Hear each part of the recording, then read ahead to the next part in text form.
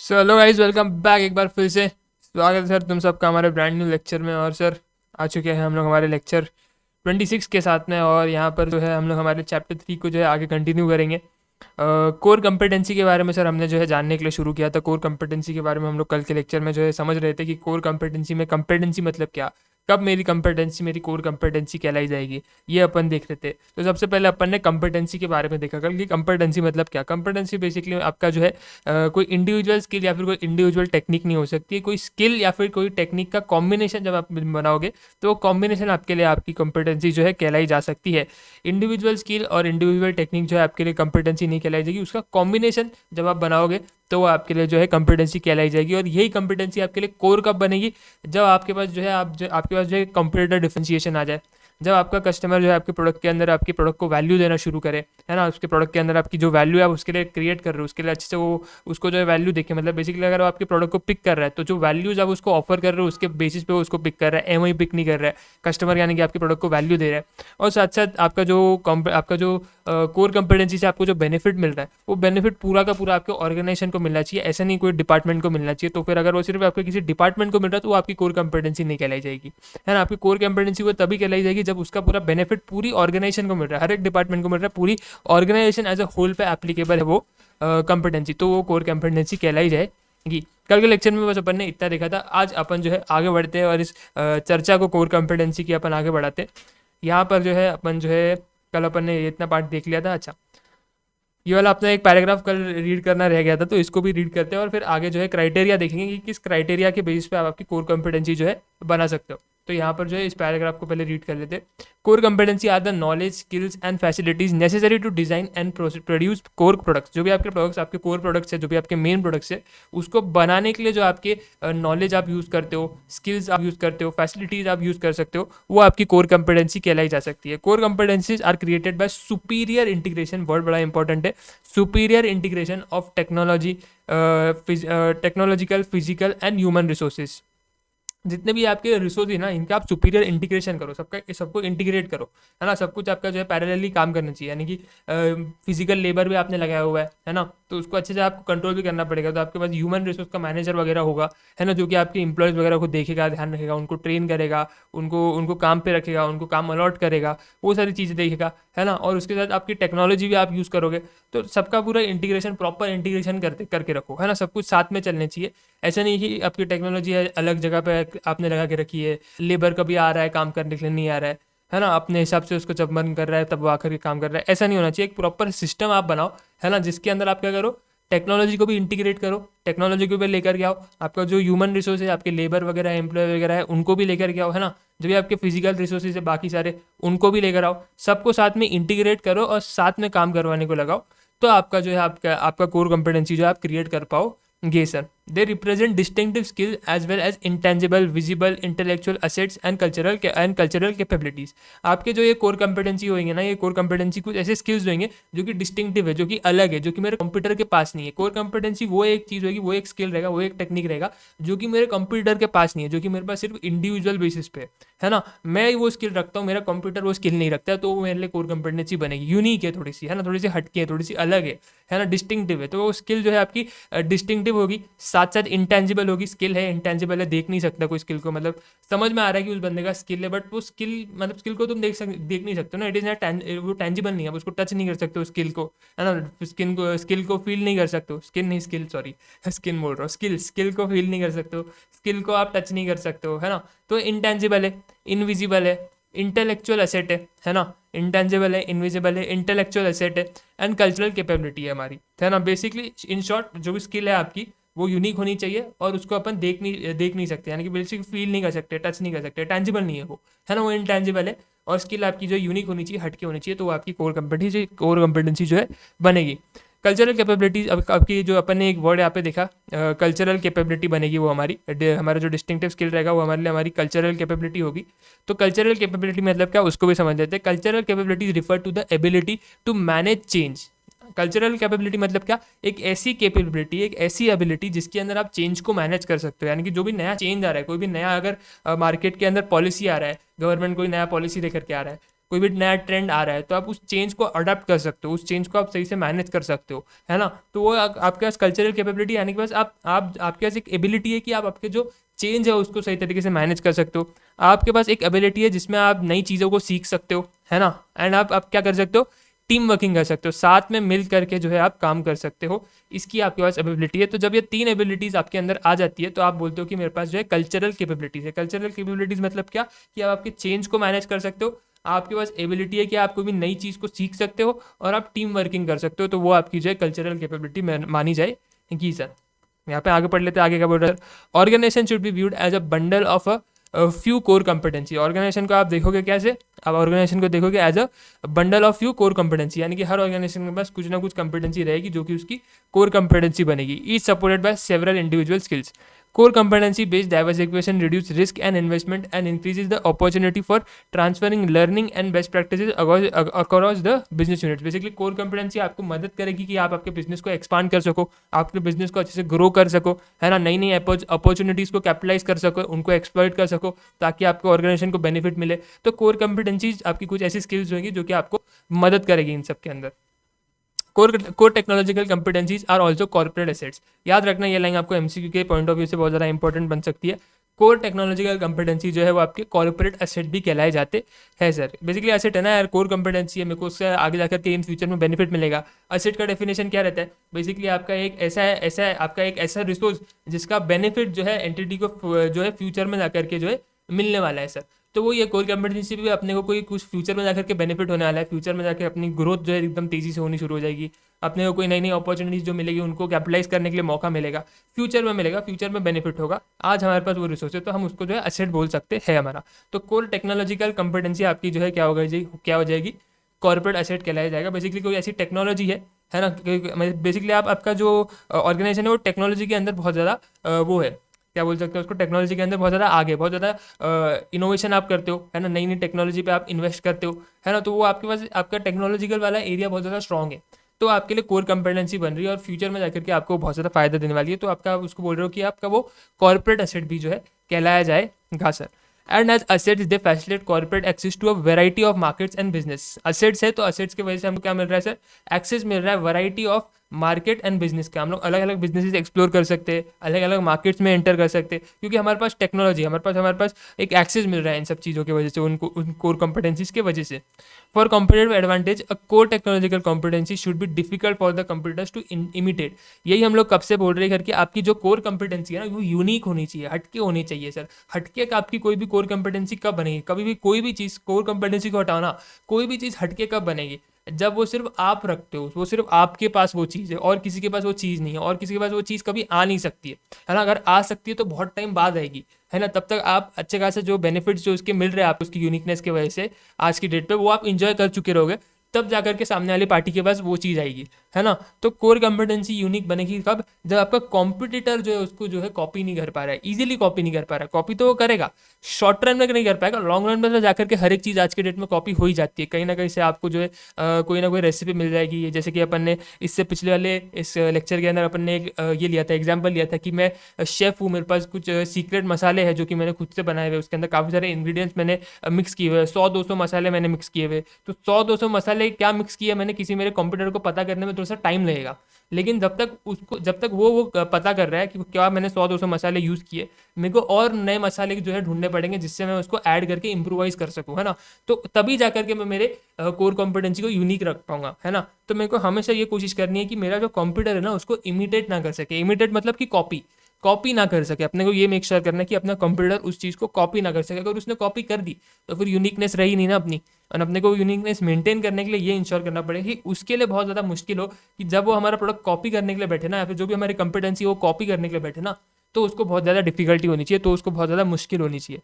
ये बात आपको जो है ध्यान में रखनी है। तो मेरे ख्याल से कोर कंपिटेंसी वाला पार्ट आपको समझ गया रहेगा।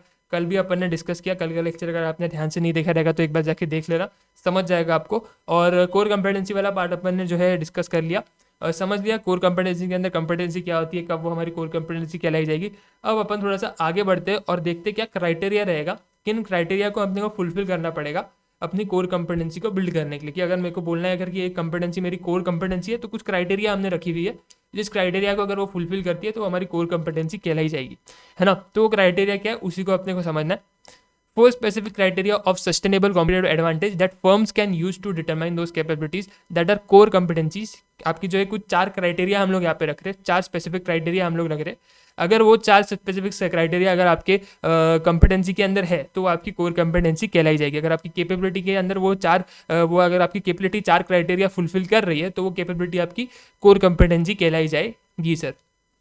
अब सर वो 4 क्राइटेरिया क्या है? सबसे पहली क्राइटेरिया है कि वो आपकी जो कैपेबिलिटी है वो वैल्यूएबल होनी चाहिए, दूसरा वो रेयर होनी चाहिए, तीसरा वो कॉस्टली टू इमिटेट होनी चाहिए, यानी कि बहुत ज़्यादा महंगा पड़ेगा अपने कंप्यूटर को अगर वो उस कैपेबिलिटी को कॉपी करना चाहता है तो, एंड नॉन सब्स्टिट्यूटेबल होना चाहिए। कैसे होना चाहिए सर? वो नॉन सब्स्टिट्यूटेबल होना चाहिए ये सर। तो ये अगर आपकी जो 4 क्राइटेरिया अगर आपकी कैपेबिलिटी फुलफिल करती है तो वो आपकी कोर कंपिटेंसी बन जाएगी सर, है ना। तो यहाँ पर मेरे ख्याल से तुमको ये वाला पॉइंट जो है समझ में आ चुका रहेगा। अच्छा, एक चीज़ मैं यहाँ पे बोल देता हूँ, ये वाला जो लेक्चर है वो गूगल ड्राइव पे आपको देखने को मिल रहा है, तो टेंशन मत लेना। बाकी जितने भी लेक्चर होंगे वो यहाँ पर जो है आपके यूट्यूब पे ही अपलोड होंगे। दिक्कत ये हो रहा है क्योंकि मेरे को कहीं पे कुछ तुमको एग्जाम्पल देना होता है ना, तो एग्जाम्पल देने के चक्कर में क्या होता है मैं कुछ कॉपीराइटेड कंटेंट प्ले कर देता हूँ। अभी आज के लेक्चर के अंदर भी अभी तक तो कुछ अपन ने कॉपीराइटेड कंटेंट प्ले नहीं किया, लेकिन आगे हो सकता है कि मैं कोई कॉपीराइटेड कंटेंट प्ले करूँ, तो फिर वैसे केस में क्या हो जाता है कि यूट्यूब पे उस चीज़ को अपलोड नहीं कर पाता हूँ, फिर मेरे को उसको गूगल ड्राइव पे अपलोड करना पड़ता है। लेकिन यूट्यूब पे मैं एक शॉर्ट वीडियो डाल देता हूँ कि भाई ये अपन ने लेक्चर जो गूगल ड्राइव पर डाला हुआ है, और उसका लिंक भी जो इस शॉर्ट वीडियो के नीचे मैं जो है दे देता हूँ। और टेलीग्राम पे भी सारे लिंक्स अवेलेबल रहते हैं, तो कोई दिक्कत आती है नहीं।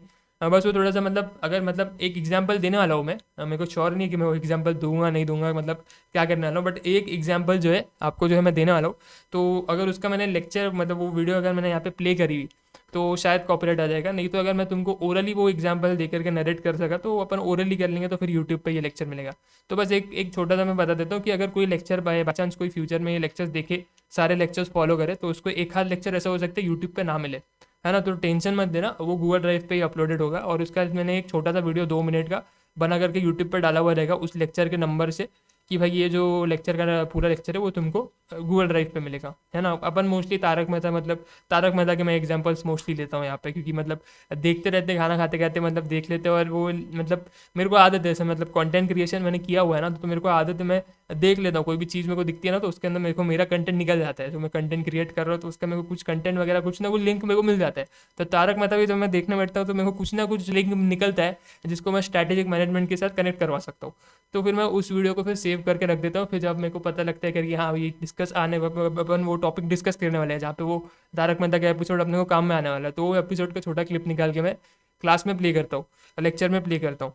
तो फिर सीन ऐसा होता है कि तारक मेहता वाले क्या करते हैं, तारक मेहता वाले फिर अपने को कॉपीराइट दे देते हैं, और कॉपीराइट की वजह से इंडिया में वो वीडियो ब्लॉक हो जाता है। एंड मोस्टली अपने सारे इंडियन स्टूडेंट्स या इंडियन स्टूडेंट्स भी कोई नहीं देख रहा है, बट अपना टारगेट तो वही है, बट कोई वो देख नहीं रहा है, वो बात अलग है।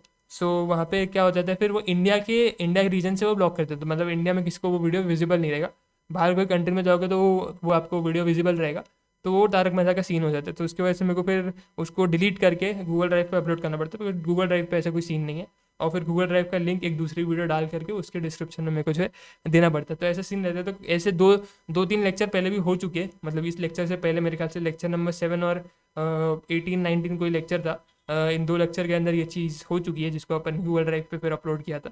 तो उतना तुम ध्यान में रखो। इस लेक्चर में भी हो सकता है मैं कोई कॉपीराइटेड कंटेंट आगे प्ले करूँ, तो थोड़ा सा तुम उतना एडजस्ट कर लेना गूगल ड्राइव पे, फिर तुमको जो है जाके देखना पड़ेगा। फिर एक छोटा वीडियो तुमको यूट्यूब पे मिला होगा, है ना। पता नहीं अभी क्या होगा, मैं जस्ट लेक्चर रिकॉर्ड कर रहा हूँ तो एक बोल दे रहा हूँ। फिर देखते हैं अभी आगे मैं वो एग्जांपल अगर प्ले करता हूँ तो फिर तुमको समझ में आएगा कैसा क्या होता है। अच्छा ठीक है सर, अभी अपन यहाँ पे आ जाते हैं सर। यहाँ पर अपन जो है क्या बोल रहे हैं सर, अपन देख रहे हैं कि अपनी कैपेबिलिटी कोर कंपिटेंसी कब कहलाई जाएगी। तो अपन ने बोला 4 क्राइटेरिया है, वो 4 क्राइटेरिया को फुलफिल कर लो तो आपकी कैपेबिलिटी, जो भी कैपेबिलिटी आपके पास रहेगी, है ना, वो कोर कंपिटेंसी कहलाई जाएगी। सबसे पहला वो वैल्यूएबल होनी चाहिए, रेयर होनी चाहिए, कॉस्टली टू इमिटेड होनी चाहिए, एंड नॉन सब्स्टिट्यूटेबल होनी चाहिए, है ना। नॉन सब्स्टिट्यूटेबल होना चाहिए, तो आपकी जो यहाँ पे जो कंपिटेंसी है वो क्या कहलाई जाएगी, कोर कंपिटेंसी कहलाई जाएगी। अच्छा, सबसे पहले अपन वैल्यूएबल को देखते हैं कि वैल्यूएबल वाले क्राइटेरिया के अंदर अपन क्या रिफर कर रहे हैं, कि कैसे अपनी जो कैपेबिलिटी है वो अपने लिए वैल्यूएबल बनेगी। तो समझते हैं sir, valuable capabilities are the ones that allows the firm to exploit opportunities. ऐसी कुछ कैपेबिलिटीज है आपके पास जिससे आपकी फर्म जो है एक्सप्लॉइट कर पा रही है अपनी अपॉर्चुनिटीज़ को, और avoid the threats in this in its external environment. Avoid the threats in its external environment मतलब क्या, यानी कि अपने एक्सटर्नल इन्वायरमेंट में जो थ्रेट्स है उनके प्रति सेफगार्ड्स इम्पोज कर पा रही है, उनके प्रति सेफगार्ड्स लगा पा रही है ना।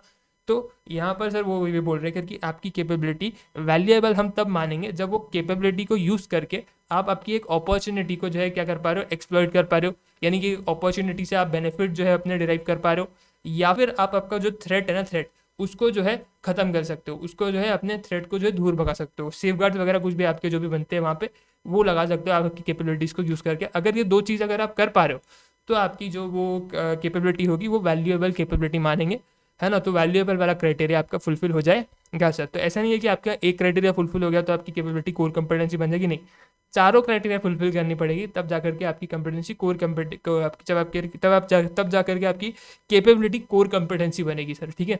तो वैल्यूएबल वाला पार्ट अपने को समझ में आ रहा है मोटा मोटी कि भाई जब भी अपना एक कैपेबिलिटी को यूज़ करके अपन कोई अपॉर्चुनिटी को एक्सप्लॉइट कर पा रहे, या फिर अब उससे उसके मदद से अपन कोई थ्रेट को जो है भगा पा रहे, दूर भगा पा रहे, सेफगार्ड्स लगा पा रहे किसी अपने थ्रेट के लिए, तो वो अपने लिए जो कैपेबिलिटी है वो वैल्यूएबल कहलाई जाएगी सर। आगे बढ़ते हैं। A firm created value of customers by effectively using capabilities to exploit opportunities. Finance companies build a valuable competency in financial services in addition to make such competency as financial services highly successful requiring placing the right people in right jobs। यहाँ पर आपको क्या बोल रहे हैं sir, यहाँ पे बोल रहे हैं कि सर अगर आपको जो है अगर आपको जो है आपकी कैपेबिलिटी को अच्छी तरीके से यूज़ करना है, अगर आपकी कैपेबिलिटी को वैल्यूएबल बनाना है, तो आपको जो है आपका सही बंदा सही जॉब पे अपॉइंट करना पड़ेगा। अगर सही बंदा सही जॉब कर रहा है तब जाकर के वो क्या होगा सर, तब जाकर के वो आपकी अपॉर्चुनिटीज़ को ये कर पाएगा, कैपिटलाइज कर पाएगा और आपकी अपॉर्चुनिटीज़ को एक्सप्लॉइट कर पाएगा। मैंने एक जॉब है मेरा, से फॉर एग्जांपल जो है अपने को जो है से फॉर एग्जांपल जो है मेरा जो है प्लम्बिंग का जॉब है ना, मैं प्लम्बिंग करता हूँ। तो प्लम्बिंग का मेरा मतलब काम है, तो उसके अंदर मैंने मेरे बहुत सारे बंदे हुए रखे हुए अपने अंडर जो कि जो है प्लम्बर है जो कि प्लम्बिंग का काम करते हैं। मैंने एक कारपेंटर को वो जो है देखा कि कारपेंटर के पास काम नहीं है, तो मैं उसके पास गया, मैंने उसको बोला भाई तेरे पास कुछ काम नहीं है, तो उसने बोला नहीं भाई कोई मेरे पास काम नहीं है। तो मैंने कहा एक काम कर, मेरा प्लम्बिंग का धंधा चल रहा है, उसके अंदर मैंने बहुत सारे बंदे रखे हुए, मेरे को और बंदों की ज़रूरत है, तो तू तू मेरे यहाँ पे प्लम्बिंग पे आ जा। तो वो कह रहा है कि सर मैं तो कारपेंटर हूँ, मैं प्लम्बिंग कैसे करूँगा। तो मैंने कहा नहीं, मेरे को पता है तू कर लेगा, मेरे को दिख रहा है, मतलब तेरे में वो स्किल है, तेरे में वो क्वालिटी है, तू कर लेगा, तू आ जा बस। तेरे को देखो क्या करना है, हथौड़ी वथौड़ी लेके जाना है, पानी वाने दो चार दे दूंगा, थोड़ा सा टाइट वाइट करके लूज वूज करके नल पानी वगैरह तेरे को ठीक करना है, इतना इतना मेजर नहीं है, तू कर लेगा, तेरे को आता है, मेरे को पता तेरे को आता है। मैं ऐसे बोल करके कारपेंटर को प्लम्बिंग का काम करवा रहा हूँ, तो क्या वो बंदा सही से काम कर पाएगा? नहीं सर, क्योंकि वो कंपिटेंट ही नहीं है ना, क्योंकि वो कंपिटेंट ही नहीं है। तो मेरे को एक अपॉर्चुनिटी मिल रही है, से फॉर एग्जांपल मेरे को जो है एक बड़ा सा जो है ऑर्डर मिला हुआ है, से फॉर एग्जांपल एक नई शॉप बन रही है, एक नया शोरूम बन रहा है, और शोरूम के अंदर हमको जो है प्लम्बिंग का काम करना है, सारे टैप्स पाइप्स वगैरह फिट करने हैं। तो मैंने उस कारपेंटर को वहाँ काम करने को भेजा, वो काम ही नहीं कर पा रहा ढंग से वहाँ पे, है ना। कोई भी आड़े टेढ़े पाइप किधर भी जाकर के फिट कर रहा है ना, लीकेज ठीक नहीं कर पा रहा है, नए टैप्स फिट नहीं कर पा रहा है ना, तो वो कुछ कर ही नहीं पा रहा है। तो मेरे पास एक अच्छी अपॉर्चुनिटी आई हुई थी कि यार मेरे को एक बड़े शोरूम का काम मिला था। अब वहाँ पे मैंने एक कारपेंटर को प्लम्बिंग का काम करने भेज दिया, तो वो काम वहाँ पे कर ही नहीं पा रहा है प्लम्बिंग का, क्योंकि वो कारपेंटर है, उसको प्लम्बिंग करनी आती ही नहीं है। मैं बोल रहा हूँ नहीं तू कर सकता है, तू कर, है ना। तो मेरे पास एक अपॉर्चुनिटी आई, एक अच्छा बड़ा ऑर्डर आया, एक बड़े शोरूम का मेरे को काम मिल रहा है, लाखों रुपये वहाँ से बना सकता था, लेकिन मैंने एक कंपिटेंट बंदे को वहाँ पे मेरे काम पे नहीं रखा, है ना, एक कंपिटेंट बंदे को मैंने उस जॉब के लिए नहीं रखा, तो मेरे से वो अपॉर्चुनिटी लूज हो गई, है ना। तो मेरी वो जो कैपेबिलिटी थी, मेरे को लग रहा था करके यार मेरा ह्यूमन रिसोर्स बहुत ज़्यादा अच्छा है, कंपिटेंट बंदे हैं मेरे पास एकदम, है ना, वो मेरा कुछ काम नहीं कर पाया, है ना, वो मेरा कुछ वहाँ पे जाके काम नहीं कर पाया, मेरी अपॉर्चुनिटी एक्सप्लॉइट नहीं कर पाया। तो वहाँ पर क्या होगा सर, वहाँ पे मेरी जो कैपेबिलिटी मेरे को लग रही थी कि मेरा ह्यूमन रिसोर्स अच्छा है, कंपिटेंट है, वो वैसा नहीं है सर, वो केपेबल नहीं है ना। तो वो मेरे लिए वैल्यूएबल कंपिटेंसी नहीं कहलाई जाएगी, वो मेरे लिए वैल्यूएबल कैपेबिलिटी नहीं कहलाई जाएगी, वो मेरी कोर कंपिटेंसी कभी नहीं बनेगी सर। तो कोर कंपिटेंसी कब बनेगी सर, जब आपके पास सही बंदा है, आपने काम पे रखा हुआ है ना, जो कि कंपिटेंट बंदा काम पे रखा हुआ है, तभी आप सारी आपकी अपॉर्चुनिटीज़ वगैरह जो है अच्छे से एक्सप्लोर कर पाओगे। ये तो जस्ट एक एग्जाम्पल है, ऐसा नहीं है कि इधर अपन ह्यूमन रिसोर्स के अंदर देख सकते हैं, मल्टीपल जगहों के अंदर आप जो है आपकी जो है ये चीज़ों को जो है समझ सकते हो, है ना। तो एक कंपिटेंसी तो हम लोग एक यहाँ पे ये देख रहे हैं कि बंदा आपका कंपिटेंट रहना चाहिए, है ना, वो जो उस जॉब के लिए क्वालिफाइड होना चाहिए, उस जॉब के लिए अपॉइंट होने के लिए। अगर आप उस जॉब के लिए वो क्वालिफाइड नहीं था, आप उसको फिर भी जॉब चिपका रहे हो, काम चिपका रहे हो, तो फिर वो कभी भी आपकी जो अपॉर्चुनिटी आपको इन फ्यूचर मिलेगी उस पर कैपिटलाइज नहीं कर पाएगा सर, जो कि अपन ने इस एग्जाम्पल में देखा, है ना। तो human capital is important in creating value for customer, इसलिए हमने यहाँ पे जस्ट एक एग्जाम्पल यहाँ पे अपन ने लिया हुआ है कि आपका जो ह्यूमन कैपिटल है वो बहुत ज़्यादा इंपॉर्टेंट है आपके कस्टमर्स के लिए वैल्यू क्रिएट करने के लिए। कस्टमर आया था, कस्टमर ने काम दिया करके भाई पूरे जो मेरे शोरूम है उसके अंदर टैप्स वैप्स फिटिंग करो, पूरा जो प्लम्बिंग का काम है वो पूरा करो, है ना। नया नया शोरूम बन रहा था, तो वहाँ पर अपन अपनी जो है कस्टमर को जो है कस्टमर के लिए वैल्यू क्रिएट नहीं कर पाए। क्यों? क्योंकि अपन ने कंपेटेंट बंदे को वहाँ पे काम करने नहीं भेजा था। भेजना चाहिए था एक प्लम्बर को, ताकि वो अच्छे से सारा कुछ काम समझ करके वहाँ पे काम कर सके, लेकिन भेजा एक कारपेंटर को, है ना। तो यहाँ पर जो है अपने को ये बात समझनी है, तभी जाकर के हमारी जो है कैपेबिलिटी क्या बनेगी, वैल्यूएबल बनेगी, और अपन उसको कोर कंपेटेंसी कहला सकते हैं। तो ये तो पहला क्राइटेरिया हो गया वैल्यूएबल का। अब आते हैं दूसरे क्राइटेरिया की तरफ। दूसरा क्राइटेरिया ये है कि अपनी जो कैपेबिलिटी है वो होनी चाहिए रेयर। रेयर यानी कि यूनिक होनी चाहिए, हटके होनी चाहिए। ऐसा नहीं होना चाहिए कि भाई हर दूसरे बंदे के पास वो कैपेबिलिटी अवेलेबल है, तो फिर वो आपकी जो है यूनिकनेस रही नहीं, है ना। तो ऐसा होना चाहिए कि भाई किसी के पास भी वो कोर का वो कैपेबिलिटी नहीं है, सिर्फ और सिर्फ मेरी ही ऑर्गेनाइजेशन के पास जो है वो सारी कैपेबिलिटीज़ अवेलेबल है ना। हमारी जो फिर वो कैपेबिलिटी यूनिक रहेगी, और जब वो यूनिक बनेगी, रेयर बनेगी, तो हमारे लिए जो है कोर कंपिटेंसी कहलाई जाएगी सर। तो इसको एक बार रीड कर लेते हैं।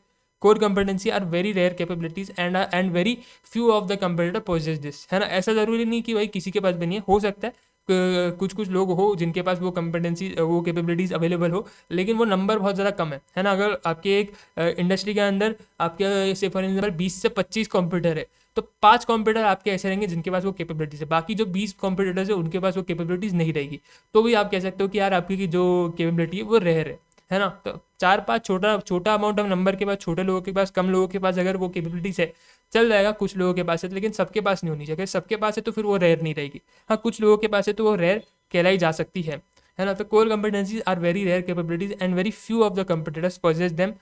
Capabilities possessed by many rivals are unlikely to be source of competitive advantage for any of them. किसी के लिए वो अगर सभी लोगों के पास, सारे कंप्यूटर्स के पास, जितने भी बिजनेस आपके और आपके इंडस्ट्री के अंदर ऑपरेट कर रहे हैं, मार्केट के अंदर ऑपरेट कर रहे हैं, सभी के पास अगर वो कैपेबिलिटीज अवेलेबल है जो कि दूसरे बंदे के पास है, तो फिर ऐसा तो कोई ना कोई भी आपका जो कंप्यूटर है वो आपसे आगे रह ही नहीं पाएगा ना। कोई भी फर्म किसी दूसरे फर्म से आगे रह ही नहीं पाएगी अगर सबके पास सेम कैपेबिलिटीज है। तो कहीं ना कहीं किसी एक फर्म के पास कुछ अलग कैपेबिलिटी होनी चाहिए, ये बात दूसरे आपके फर्म के मुकाबले कुछ कैपेबिलिटीज आपके पास ज़्यादा रहनी चाहिए, तभी तो आप उससे आगे रह पाओगे, है ना। जब सभी के पास सेम कैपेबिलिटी है तो कोई भी किसी से आगे रह ही नहीं पाएगा, सब लोग एक सेम लेवल पे ऑपरेट करेंगे, तो आपको कॉम्पिटिटिव एडवांटेज मिलेगा ही नहीं। आप कॉम्पिटिटिव एडवांटेज यूज़ ही नहीं कर पाओगे, कुछ मिलेगा ही नहीं, तो यूज़ कैसे करोगे, है ना। तो आपकी जो है क्या होनी चाहिए, कैपेबिलिटी रेयर होनी चाहिए, तब जाकर के वो आपकी कोर कंपिटेंसी बनेगी। ठीक है, तो मेरे ख्याल से इतना तुमको समझ में आ गया रहेगा। दो अपन ने जो अभी तक क्राइटेरिया देखे, सबसे पहला क्राइटेरिया अपन ने ये देखा क्या, कि आपका जो भी आपका कैपेबिलिटी होगा वो वैल्यूएबल होना चाहिए। जो जब वो वैल्यूएबल होगा तभी जाकर के वो हमारे लिए कोर कंपिटेंसी बन पाएगा। वो रेयर भी होना चाहिए, यूनिक होना चाहिए, हटके होना चाहिए, बाकी किसी के पास नहीं होना चाहिए। अगर बाकी किसी के पास भी है तो वो बहुत सारे कम लोग हैं, बहुत सारे लोग नहीं है, कम ही लोग हैं जिनके पास वो कैपेबिलिटी अवेलेबल है। 20, 25, 30 फर्म्स है, जैसे फॉर एग्जांपल 30 फर्म्स है आपके इसमें मार्केट में, इंडस्ट्री में, तो सिर्फ 5 ही फर्म्स है जिनके पास वो कैपेबिलिटी है, बाकी 25 फर्म्स के पास वो कैपेबिलिटी नहीं है।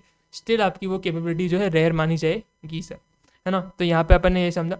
उसके बाद सर अपन आते तीसरे क्राइटेरिया की तरफ। तीसरा क्राइटेरिया है कॉस्टली टू इमिटेट, यानी कि सीधी सी बात है सर, आपका जो कैपेबिलिटी है, आपका जो कंपिटेंसी है, वो आसानी से कॉपी नहीं होना चाहिए, है ना। वो आसानी से कॉपी नहीं होना चाहिए। अगर मेरे कंप्यूटर को वो कंपिटेंसी को कॉपी ही करना है, वो कैपेबिलिटी को कॉपी करना है, तो उसको बहुत ज़्यादा जो है उसके लिए प्राइस पे करना पड़ेगा, उसके लिए बहुत ज़्यादा डिफिकल्ट होना चाहिए वो कॉपी करने के लिए, है ना। तो ये अपने को समझना है, कॉस्टली टू इमिटेट होनी चाहिए वो। ठीक है, तो costly to imitate means such capabilities that competing firms are unable to develop easily.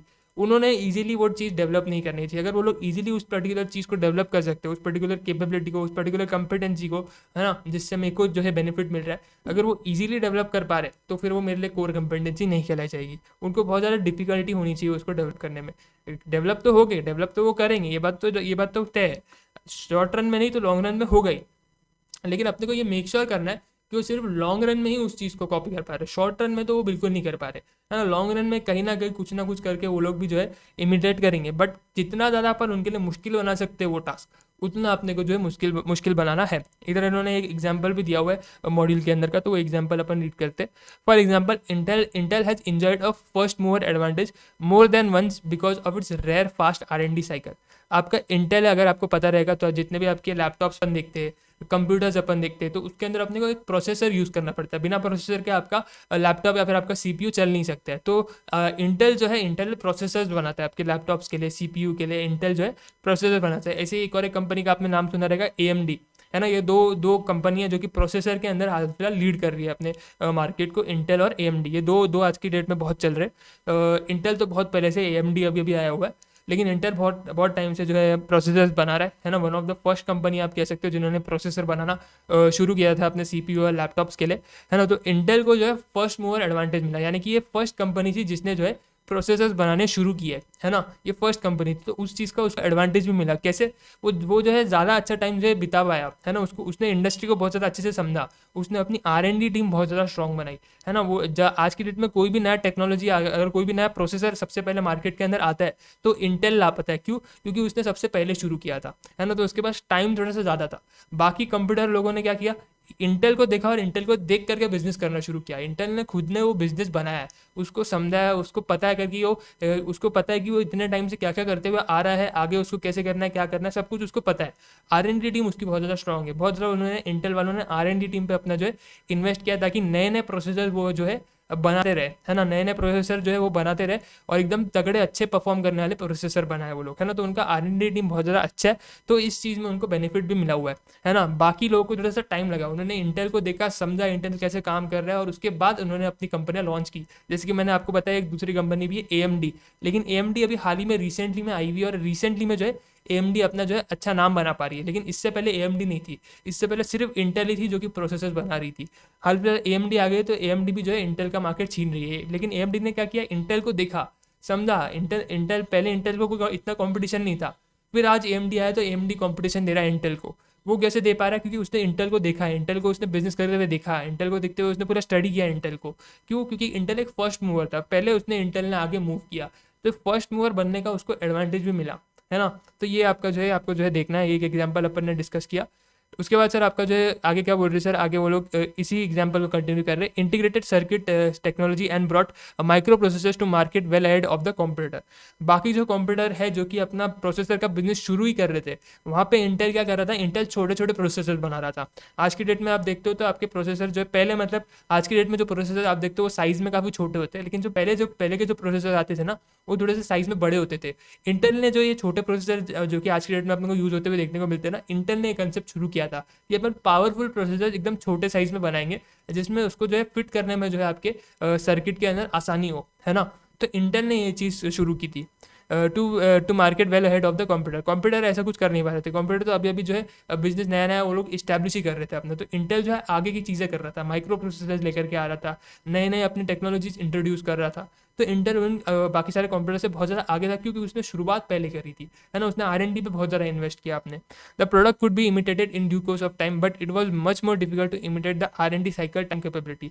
R&D का जो टाइम था उनका, कि जितना जल्दी से वो एक नया प्रोडक्ट लॉन्च कर रहे थे ना, वो कॉपी कोई नहीं कर पा रहा था, है ना। कोई भी नई कंपनी आ रही थी, कहीं ना कहीं जो प्रोडक्ट्स इंटेल बना रही थी ना, वो तो कॉपी हो जा रहे थे। लेकिन जितना जल्दी इंटेल बना पा रही थी ना उन प्रोडक्ट्स को, जितना जल्दी वो नई नई चीज़ें मार्केट के अंदर लेकर आ रही थी ना, उस टाइम को कोई मैच नहीं कर पा रहा था। क्योंकि वो लोग फर्स्ट मूवर थे ना, वो लोग, उनको पता है, वो उन्होंने पहले वो उस चीज़ को, टास्क को करना शुरू किया था। तो उनको पता है कहाँ दिक्कत आती है, क्या क्या कहाँ अपने को जो है ज़्यादा जो है अपने रिसोर्सेज लगाने चाहिए, उनको सारी चीज़ें पता है।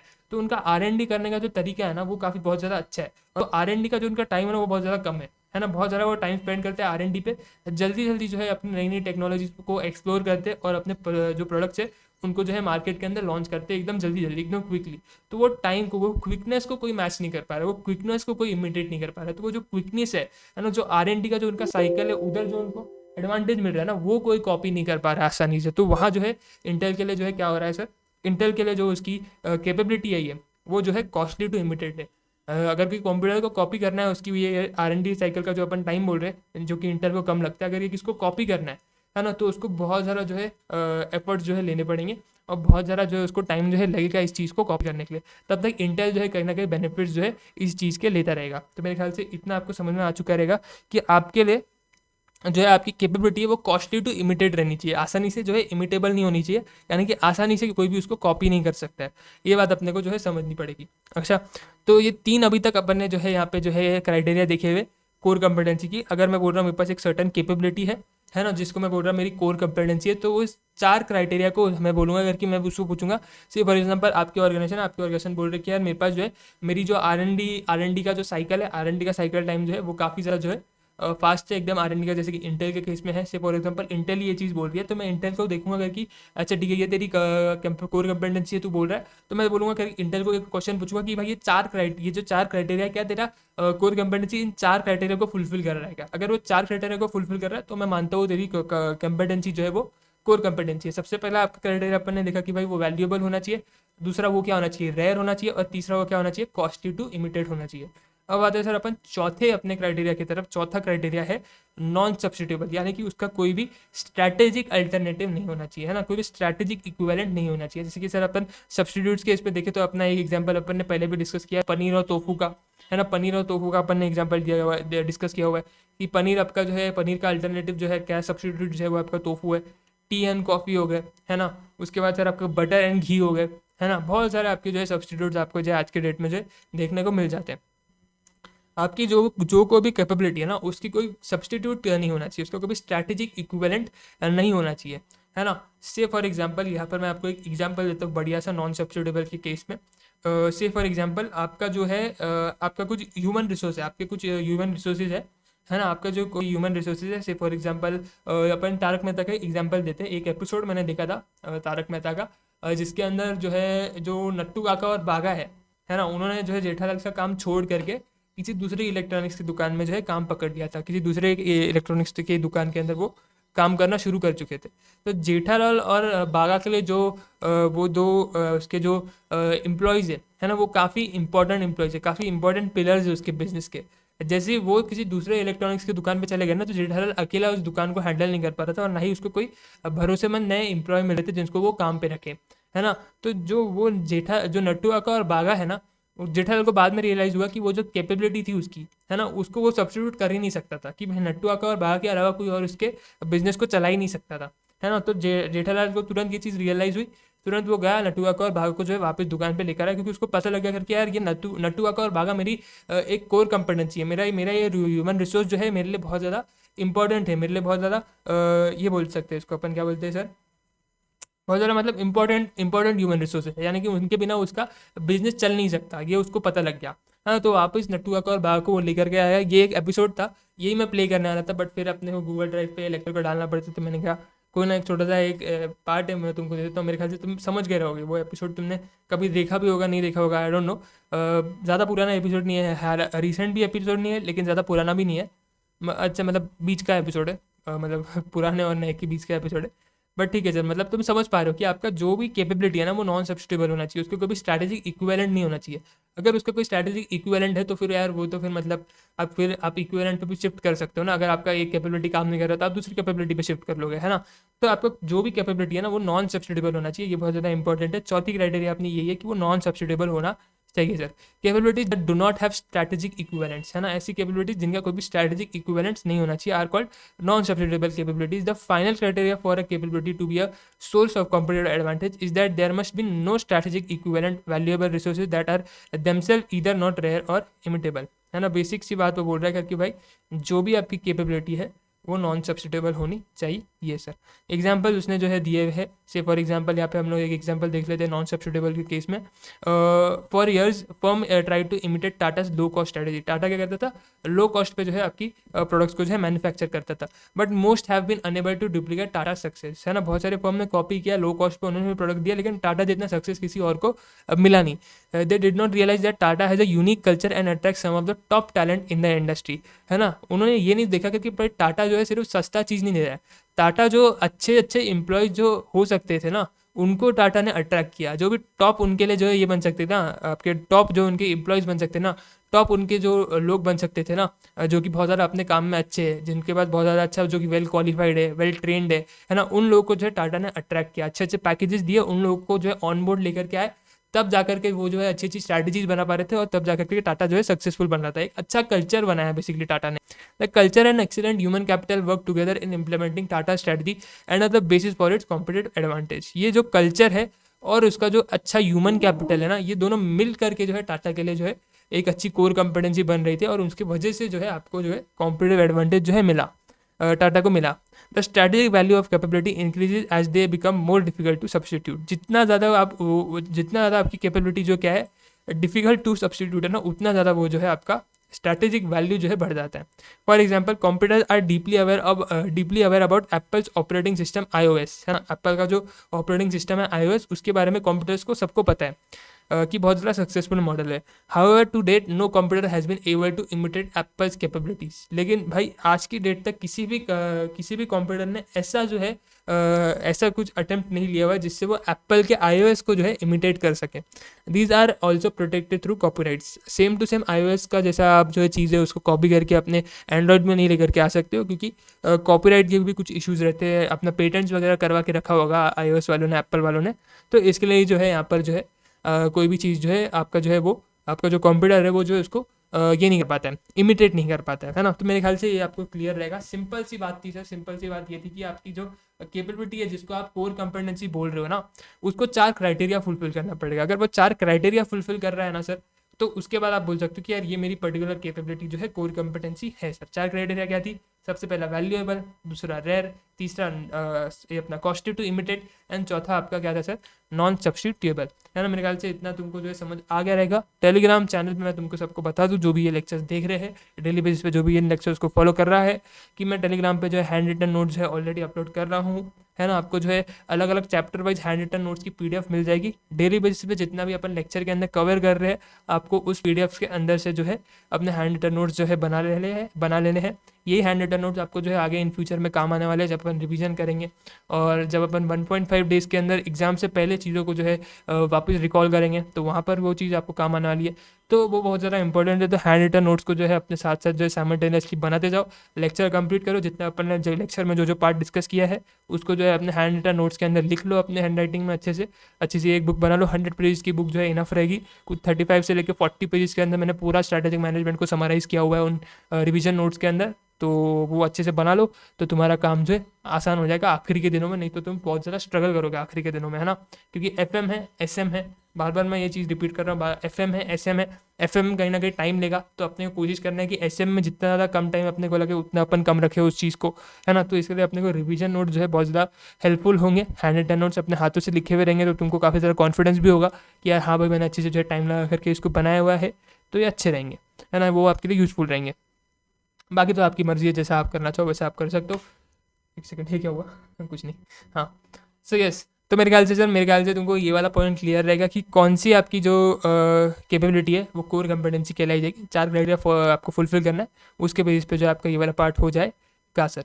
आ जाओ सर, अगले पार्ट पे अपन जो है आते हैं। यहाँ पर अपन जो है अगले पार्ट पे जो है आते हैं।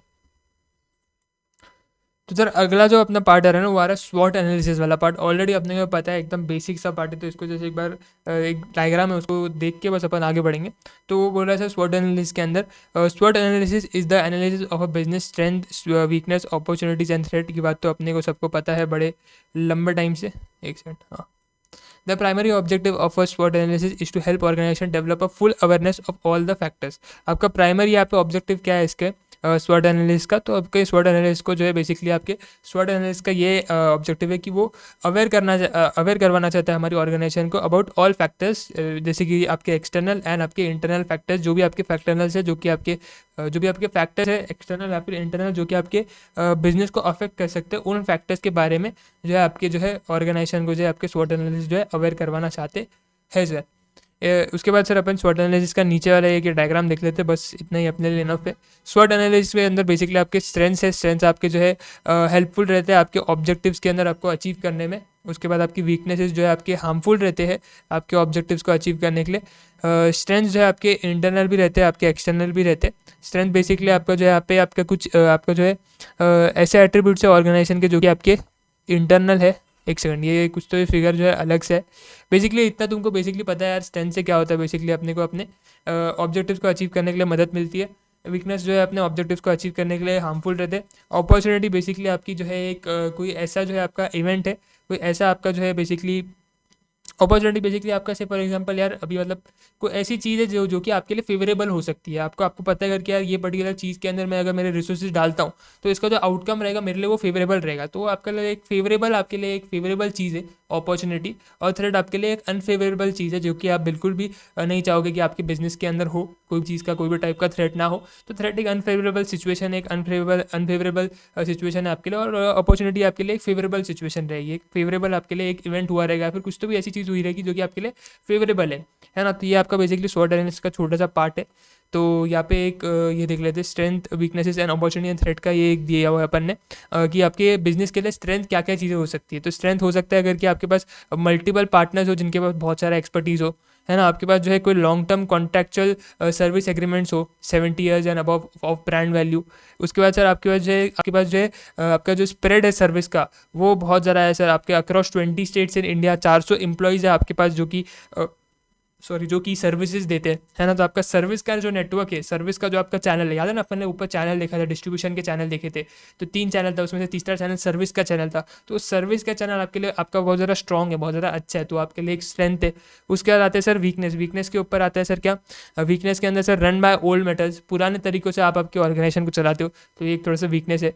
No automation of work and documentation, कोई भी ऑटोमेशन नहीं किया हुआ है आपने, कोई भी आपका डॉक्यूमेंटेशन का कोई ऐसा आपने एक सिस्टम नहीं बना के रखा है कि कैसे चीज़ों को डॉक्यूमेंट करना है, कुछ ऑटोमेशन आप ज़्यादा यूज़ नहीं कर रहे हो, तो आपके लिए वीकनेस है। क्योंकि आज के डेट में सारा कुछ लोग सारा कुछ अपने जो जॉब्स है वो आज की डेट में सारा मतलब मैन्युफैक्चरिंग का जितना भी प्रोसेस है मोस्टली वो आज की डेट में ऑटोमेट हो चुके हैं ना, आपकी मशीन जो है चीज़ों का मैन्युफैक्चर कर रहे हैं। तो अगर आप वैसे तरीके से काम नहीं कर रहे हो तो कहीं ना कहीं आपके लिए एक वीकनेस हो जाएगी। Not very employ friendly culture, आपका जो कल्चर है वो एम्प्लॉय फ्रेंडली कल्चर नहीं है, एम्प्लॉय के लिए जो है इतना अच्छा कल्चर नहीं है, नॉट एम्प्लॉय फ्रेंडली कल्चर, तो वो आपके लिए एक वीकनेस होगा।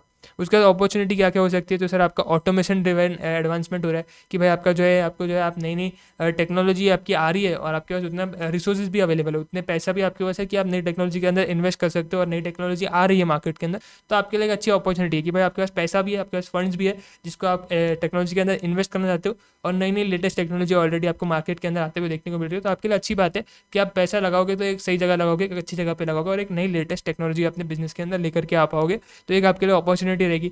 Startups can be supported with experience partner, अगर आपको कोई एक्सपीरियंस पार्टनर जो है आपके स्टार्टअप को ज्वाइन कर रहा है तो आपके लिए बहुत ज़्यादा अच्छी अपॉर्चुनिटी है कि वो आएगा तो बहुत सारा एक्सपर्टीज़ लेकर के आएगा टेबल पे, तो हमको उसका जो है काफ़ी ज़्यादा यूज़ करने को मिलेगा।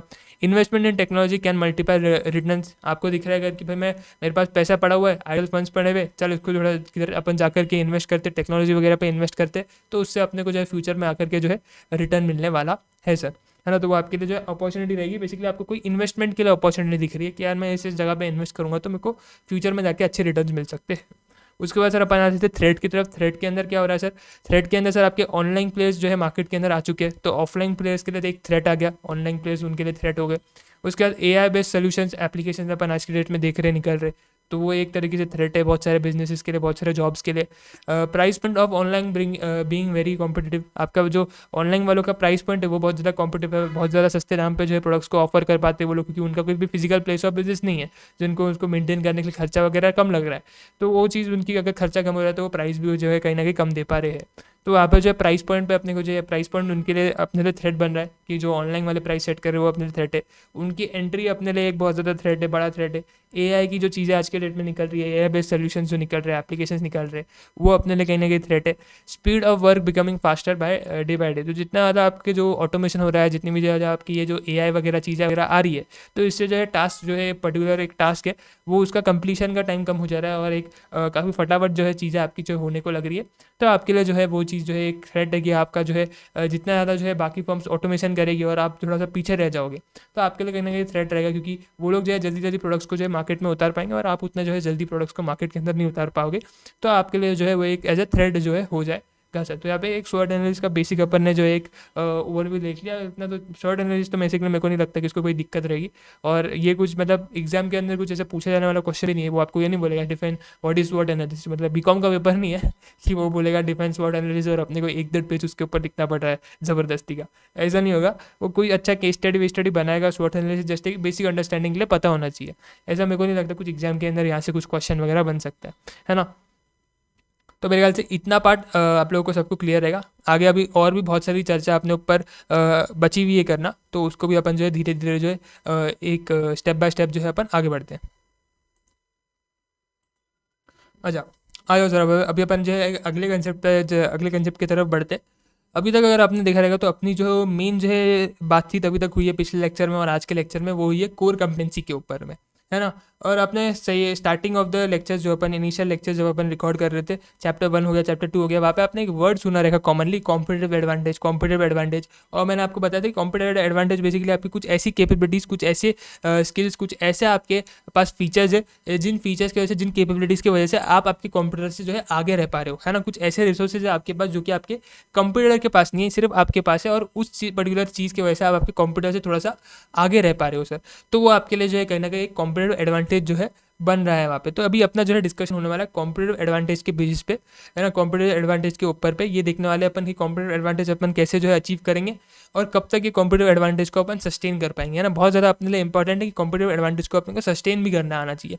यहाँ पर अपन सिर्फ जो है आज के लेक्चर में कॉम्पिटिटिव एडवांटेज को सिर्फ इंट्रो लेने वाले, इसकी जो डिटेल चर्चा है वो अपन अगले लेक्चर के अंदर करने वाले। लेकिन इसका एक बेसिक ओवरव्यू मैं आपको देना चाहता हूँ कि कॉम्पिटिटिव एडवांटेज जो है अपन अचीव कैसे करते हैं। तो कॉम्पिटिटिव एडवांटेज बेसिकली अपन कैसे अचीव कर पा रहे, तो आपकी जो कोर कंपेटेंसीज है ना, इन कोर कंपेटेंसीज के बेसिस पर ही आपको जो है कॉम्पिटिटिव एडवांटेज मिलता है ना। कुछ आपके पास ऐसी कैपेबिलिटीज है जो कि बहुत ज़्यादा यूनिक है, रेयर है, कॉस्टली टू इमिटेट है, नॉन सब्स्टिट्यूटेबल है ना। तो ये आपकी ये आपकी कैपेबिलिटीज़ क्या बन जाती है, कोर कंपेटेंसीज। और जब आप इन कोर कंपेटेंसीज को यूज़ करते हो ना, तो आपके कंप्यूटर से कहीं ना कहीं आगे रह पाते हो, है ना। तो अगर आप आपके कंप्यूटर से आगे रह पा रहे हो इन कोर कंपेटेंसीज को यूज़ करके, तब आप बोलते हो कि यार मेरे पास कॉम्पिटिटिव एडवांटेज आ रहा है ना। तो वही है आपका कॉम्पिटिटिव एडवांटेज। बेसिकली आप आपके आपके कंप्यूटर से जो है आगे रह पा रहे हो। क्यों आगे रह पा रहे हो, क्योंकि आपके पास कुछ ऐसी कैपेबिलिटीज़ है जो कि क्या है, जो कि वैल्यूएबल है, रेयर है, कॉस्टली टू इमिटेड है, नॉन सब्स्टिट्यूटेबल है। मतलब क्या, आपकी कोर कंपिटेंसीज है, और कोर कंपिटेंसीज को यूज़ करके ही आपको जो है एक एज मिल रहा है आपके कंप्यूटर से, आप आगे रह पा रहे हो, है ना। आप जो है आपका कंप्यूटर जो है वो पर्टिकुलर टास्क को, पर्टिकुलर चीज़ को नहीं कर पा रहा है, सिर्फ आप ही कर पा रहे हो, सिर्फ आप ही वैसा प्रोडक्ट बना पा रहे हो, है ना। तो आप जो है कहना गया आपके कंप्यूटर से आगे रह पा रहे हो, और जब आप आपके कंप्यूटर से आगे निकल जाते हो तो आप बोलते हो कि यार मेरे पास कॉम्पिटिटिव एडवांटेज आ चुका है। क्या आ चुका है, कॉम्पिटिटिव एडवांटेज आ चुका है। तो जस्ट एक छोटा सा पैरा अपन आज के लेक्चर में रीड करना है और फिर अपन रुक जाएंगे। Strategic management involve development of competencies that managers can use to achieve better performance and competitive advantage. आप क्या करते हो, कुछ ऐसी कंपिटेंसीज डेवलप करते हो, है ना, जिससे आपका जो है परफॉर्मेंस जो है बेटर हो जाए और आपको कॉम्पिटिटिव एडवांटेज मिले। तो मैंने आपको बोला कॉम्पिटिटिव एडवांटेज कुछ नहीं होता है, अपने को कोर कंपिटेंसीज जो है अपनी, उनके बेसिस पर ही अपने को जो है कॉम्पिटिटिव एडवांटेज मिलता है। Competitive advantage allows a firm to gain an edge. जैसे कि मैंने आपको बताया एक एज मिलता है अपने को, अपन अपने कंप्यूटर से थोड़ा सा आगे रह पाते हैं ओवर राइवल्स व्हेन कंपीटिंग।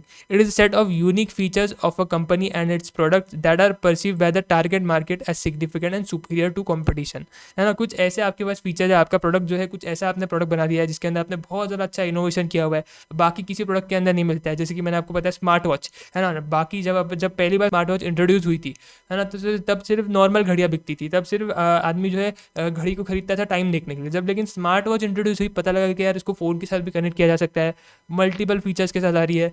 तो कहीं ना कहीं जो है आपने जो है आप जो है आपके कंप्यूटर से आगे रह पाए। जो बाकी जो नॉर्मल वॉच मैन्युफैक्चरर्स थे ना, आप उनसे थोड़ा सा आगे निकल गए। आपने आपकी वॉच के अंदर टाइम तो दिखाई है, लेकिन उसके साथ काफ़ी सारे और फीचर्स भी दिए, है ना, जो कि कंज्यूमर को अट्रैक्ट करना शुरू किया, जिससे आपने जो है कंज्यूमर को जो है काफ़ी ज़्यादा जो है अच्छे से जो है उसको वैल्यू दिया आपने कि भाई तू बिना मतलब बिसाइड्स टाइम तेरे को मैं और भी ज़्यादा फीचर्स देता हूँ मेरे वॉच के अंदर, है ना। तो वो कहीं ना कहीं आपके लिए जो है आपके प्रोडक्ट के कुछ ऐसे फीचर्स थे जो कि आपके लिए जो कि आपको क्या देते थे, आपको कॉम्पिटिटिव एडवांटेज देते थे। आप कहीं ना कहीं आपके कंप्यूटर से आगे रह पा रहे थे। कुछ ऐसे फीचर्स आपने दिए, हार्ट रेट को आप ट्रैक कर पा रहे हो, हार्ट सेंसर आपने उसके अंदर लगा के दिया, आपने उसके अंदर जो आपके फुट स्टेप्स ट्रैक किया जो है एक ट्रैकर लगा के दिया, उसके अंदर आपने जो है नोटिफिकेशंस वाला सिस्टम दिया कि आप नोटिफिकेशंस वहाँ से देख सकते हो, पढ़ सकते हो, किसको रिप्लाई करना है आपने रिप्लाई वाला सिस्टम दिया। तो वो सारे फीचर्स आपने दिए जिसकी वजह से क्या हो रहा था सर, आपको कॉम्पिटिटिव एडवांटेज मिल रहा था। In other words, an organization is said to have competitive advantage if its profitability is higher. दूसरे वर्ड में आप ये भी बोल सकते हो कि अगर आपकी एक ऑर्गेनाइजेशन है जिसकी प्रॉफिटेबिलिटी बहुत ज़्यादा है as compare to the industry का प्रॉफिटेबिलिटी, है ना। मैं से फॉर एग्जांपल पूरे इंडस्ट्री के अंदर प्रॉफिट जो है जितनी भी फर्म्स उस इंडस्ट्री के अंदर ऑपरेट कर रही है, फॉर एग्जांपल वॉच इंडस्ट्री की अपन बात करते हैं कि वॉच इंडस्ट्री के अंदर मल्टीपल फर्म्स है ना।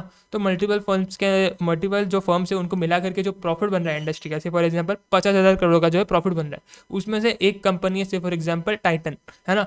टाइटन ही अकेला जो है उसके अंदर 30,000 करोड़ का जो है प्रॉफिट कर रहा है। तो 50,000 करोड़ में से मेजर चंक तो कौन लेगा, टाइटन ले गया। तो अपन बोल सकते हैं कि यार इंडस्ट्री का जो प्रॉफिटेबिलिटी है ना, उसमें से मेजर हिस्सा जिस कंपनी का है वो कंपनी के पास काफ़ी ज़्यादा कॉम्पिटेटिव एडवांटेज है, बिकॉज बाकी जो आपकी कंपनी जो उससे कहीं ना कहीं आपका प्रॉफिटेबिलिटी जो है ज़्यादा बन रहा है, आपका इंडस्ट्री जो है, इंडस्ट्री से भी जो है आपका बाकी फर्म जो है उनसे जो है ज़्यादा प्रॉफिट आपका बन रहा है, आपका जो प्रॉफिट का शेयर है इंडस्ट्री के अंदर वो बहुत ज़्यादा है ना। तो हम कहीं ना कहीं बोल सकते हैं कि आपके पास क्या आ चुका है, कॉम्पिटेटिव एडवांटेज आ चुका है सर।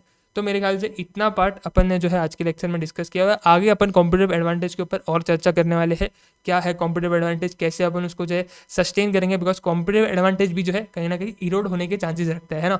आपको आप आज आप प्रॉफिटेबल हो, लेकिन कब तक आप प्रॉफिटेबल रहोगे, कुछ ना कुछ तो आप मतलब कुछ ना कुछ तो आपका कॉम्पिटिटर भी दिखेगा ना कि यार ये बंदा इतना प्रॉफिट कमा रहा है, मैं क्यों नहीं कमा पा रहा हूँ, तो वो भी कुछ नई नई स्ट्रैटेजीज बनाएगा, नई नई पैतरे आजमाएगा, जिससे वो आपका प्रॉफिट कम कर सके और अपना प्रॉफिट बढ़ा सके, है ना। तो अपने को कोशिश करना है कि यार अपना प्रॉफिट जो है, अपना जो शेयर है उसको बचा करके रखे, है ना। तो कहीं ना कहीं आपका कॉम्पिटिटिव एडवांटेज जो है इरोड भी हो सकता है, खत्म भी हो सकता है ना। आप ज़्यादा टाइम तक उससे उससे आगे नहीं रह पाओगे आपके कॉम्पिटिटर से, वो भी आएगा पीछे से, वो भी भाग के आएगा, वो भी और अपनी जान लगाएगा और आपसे आगे निकलने की कोशिश करेगा, है ना। तो अपने को ये देखना कि कैसे अपन अपने कॉम्पिटिटिव एडवांटेज को ज़्यादा टाइम तक सस्टेन करवा सकते हैं, तो उसका डिस्कशन अपन कल करने वाले, कल के लेक्चर में होगा। आज अपन इतना ही रुकते, यहाँ तक रुकते। नोट्स जैसे कि मैंने आपको बताया टेलीग्राम चैनल पे अपलोड हो जाएंगे, तो आप वहाँ से देख करके आपके नोट्स वोट्स पढ़ा लेना। बाकी आज के लेक्चर पे अपन यहीं पे रुकते। कोई भी तुमको दिक्कत है कमेंट सेक्शन में तुम डेफिनेटली कमेंट कर सकते हो, और मैं मिलता हूँ तुमसे अगले लेक्चर में। Thank you so much for watching this lecture. ध्यान रखो अपना, डेली बेसिस पे जो है नोट्स बनाओ, और सब कुछ बढ़िया होगा, ठीक है। मिलता हूँ तुमसे अगले लेक्चर में, टेक केयर।